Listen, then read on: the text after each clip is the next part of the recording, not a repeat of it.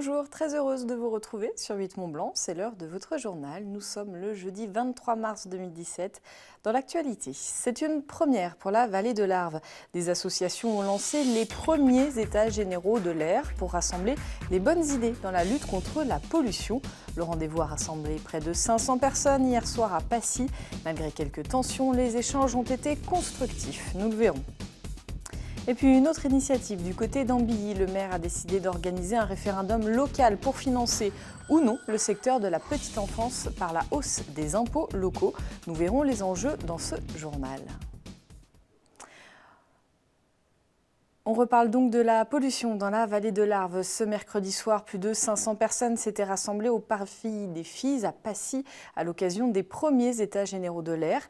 Un événement initié par l'association du respect du site du Mont Blanc. Le rendez-vous était très attendu par les habitants de la vallée. Des solutions concrètes ont été proposées pour lutter contre la pollution de manière durable. On fait le point avec Emmanuel Jaude.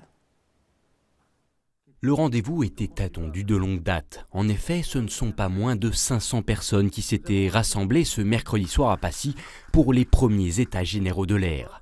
Un rendez-vous au cours duquel plusieurs groupes de travail constitués de citoyens ont tenté d'avancer des pistes concrètes pour enfin en finir avec la pollution dans la vallée. Des idées relativement bien accueillies par les autorités. Il est clair que la réunion de ce soir, les remontées des groupes de travail peuvent tout à fait nous intéresser pour l'écriture de nouveaux PPA. Je pense à la démocratie participative et à la possibilité d'associer les citoyens à une meilleure information sur leur éco-comportement. Je pense à la possibilité également de développer un certain nombre d'outils de réduction des pollutions, qu'elles soient domestiques, industrielles. Je pense également à la question des transports, avec simplement un horizon qui n'est pas toujours l'horizon immédiat. Quand on parle de ferroutage, il faut voir que ceci est exigeant et nécessite des moyens financiers, donc sans doute dans le temps, dans la durée. Des discussions constructives donc, et même si les échanges ont légèrement été perturbés en cours de soirée par l'intervention du docteur Champly, à qui on a refusé de donner la parole dans un souci d'équité par rapport à sa candidature aux législatives, les participants sont sortis du Parvis des Filles relativement satisfaits de ce qui a été dit, attendant désormais les actions de l'État. La population a parlé, les élus nous ont écoutés et monsieur le préfet a bien entendu ce qu'on avait à lui dire et visiblement il avait préparé aussi un certain nombre de réponses, donc nous sommes plutôt satisfaits. On sera toujours vigilants et comme on dit chez nous, on ne lâche rien. Mais clairement, oui, là je dirais qu'en tout cas ce soir on a été écoutés. Est-ce qu'on a été entendu? On le saura dans les jours qui viennent. 26 ans après sa création, l'association du respect du site du Mont Blanc a donc bel et bien permis un réel pas en avant pour l'avenir de la vallée de l'Arve. Reste maintenant à espérer que les politiques ne se défilent pas sur ce dossier avec la mise en place du prochain plan de protection de l'atmosphère que tous, ici, espèrent beaucoup plus strict avec les pollueurs. Le classement 2016 des lycées français vient d'être rendu public par l'Éducation nationale. Le premier lycée de l'Académie de Grenoble est Haut-Savoyard, puisqu'il s'agit du lycée public Savoie-Léman de Thonon. Il affiche un taux de réussite de 100 au bac de 100%. 5 lycées Haut-Savoyard font partie du top 10 de l'Académie. En Savoie, le premier lycée est celui de Saint-Exupéry à Bourg-Saint-Maurice avec un taux de réussite de 99%. Focus sur une initiative originale. À présent, à Ambilly, la mairie organise un référendum local ce dimanche. Cette démarche reste rare dans les collectivités locales. Il faut dire que la question posée aux habitants est plutôt surprenante. Êtes-vous pour ou contre augmenter les taxes locales pour financer un projet de petite enfance? L'initiative est majoritairement saluée par les Ambilliens. C'est ce qu'a constaté sur place Guillaume Lesquer. Accepteriez-vous d'augmenter vos impôts locaux? C'est la question à laquelle les habitants d'Ambilly devront répondre dimanche prochain à l'occasion d'un référendum local. Une initiative assez inédite proposée par Guillaume Matelier, le maire de la commune, qui entend financer un projet de crèche et de petite enfance. En effet, la ville ne dispose pas de crèche mais propose un relais d'assistants maternels, un vrai manque selon les Ambilliens. Les places de crèche, ça manque énormément, parce que moi, ma femme, par rapport à la crèche, elle a mis au moins 1 an pour avant de trouver. Franchement, oui, c'est très très dur à trouver une place en crèche. Sur le référendum local, je trouve que c'est la première fois que ça se passe et c'est une très bonne chose dans le sens qu'on demande au moins l'avis aux citoyens d'Ambilly. Oui, je vois bien toutes les familles qui arrivent avec des enfants dont les parents travaillent sur Genève et tous ces gens-là arrivent de toute la France. Ils sont là sans amis, sans famille. Il leur faut des endroits pour mettre leurs enfants, pour s'en occuper. et ils n'ont personne pour les aider. Le dimanche 26 mars prochain, les citoyens seront donc appelés à voter. Et pour les aider à faire leur choix, le maire a organisé une réunion publique. La question du coût de ces impôts, 30 € par an et par foyer, a été directement abordée et remise en perspective par l'élu. On fait une augmentation d'impôts modeste, 30 € par foyer. J'en vois certains déjà qui criaient 30 €, c'est 3 € par mois, c'est 2 cafés. Voilà.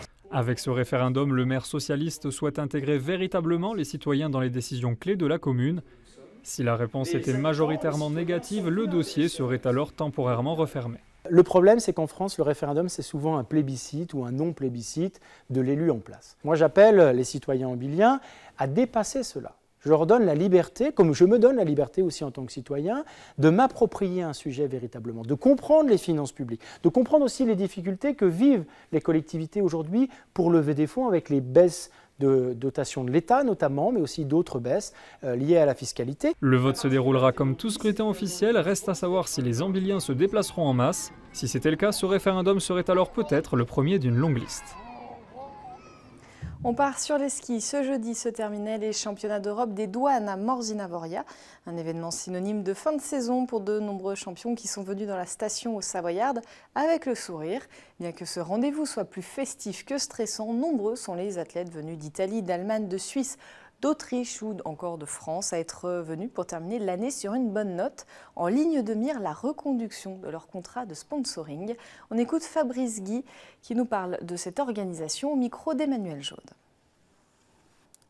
Oui, il y a vraiment une ambiance particulière. On voit hier les athlètes qui vont voir les fondeurs, vont voir les alpins, discutent un petit coup, boivent un verre, dansent. C'est la fin de saison. Ils ont tous galéré. Moi, j'étais à leur place aussi. J'ai fait ça pendant 16 ans. Après, je suis passé du côté organisateur. Donc, c'est vraiment un plaisir pour eux. En plus, aujourd'hui, le soleil de la partie. Et puis, c'est vraiment une des dernières courses. Derrière, ils ont les chemins de France. Mais là, ils se retrouvent vraiment leur entité. C'est des douaniers. Et puis, on est une famille. Tous ceux qui sont dans l'organisation, de mon groupe, c'est tous des douaniers ou des retraités. Donc, voilà, on aime faire ce tournoi depuis 65 ans. Beaucoup de travail parce qu'on crée un site complètement. Il y avait juste des petites pistes de ski de fond, mais il a vraiment fallu beaucoup de travail.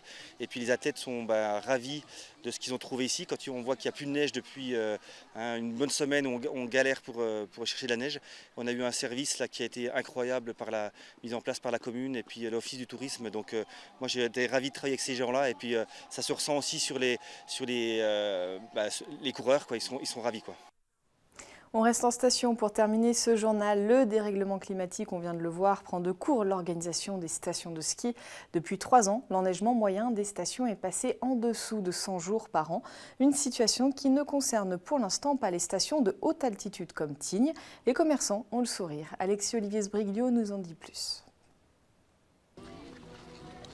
Dans cet hiver 2017 plutôt compliqué, la station de Tignes s'en sort très bien.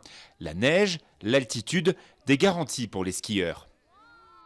Tout à fait, effectivement, Tignes est un village de skieurs du fait de la station, du domaine, 360 km de piste, 600 km de hors-piste. C'est un village où les fondus de ski viennent. D'ailleurs, ce matin, dès l'ouverture des pistes, il n'y avait pas grand monde dans le village du Club Med. Les clients se sont levés tôt car ils viennent de très très loin. Oui, un petit peu, puis on a parlé avec les gens qui avaient fait plus de voyages que nous dans les Alpes et aussi semblaient un petit peu sceptiques à savoir s'il allait y avoir vraiment de la neige sur les pistes. Mais quand on est vraiment arrivé dans le village, on a vu que la surface enneigée est vraiment là. Un petit peu déçu du fait qu'on ne puisse pas faire de hors-piste dans de la poudreuse, mais ça c'est un coup de chance, puis on ne l'a pas eu cette année. Le produit ski est donc totalement garanti à Tignes. Malgré le réchauffement climatique, c'est un incontournable. Ici, on fait du ski. Depuis maintenant presque 20 ans, nous travaillons en collaboration avec l'ESF, l'école de ski française. Ce sont des professionnels de la montagne qui ont une formation d'au moins 10 ans. Donc effectivement, la qualité de leur enseignement est exceptionnelle. La neige naturelle tombe toujours à 2100 mètres d'altitude, du moins pour l'instant, ce qui n'empêche pas la station de préparer des grands projets pour pérenniser son activité. Alors il y a plein de projets, la SCGM a plein de projets surtout pour l'été, parce que l'été sur glacier quand même ils font beaucoup. Avant il ouvrait carrément 3 mois, là maintenant il ouvre 2 mois. Et là, sur la période d'été, il y a des très gros projets qui vont sortir en 2018 sur la Grande Motte pour le ski. Pour le ski et que pas pour le ski, pour aussi la montagne. Voilà. C'est ça aussi qui est bien. Aussi bien l'alpinisme, aussi bien d'autres sports de balade. Enfin, vivre à la montagne sans le ski, il y a d'autres choses à faire, oui, c'est sûr.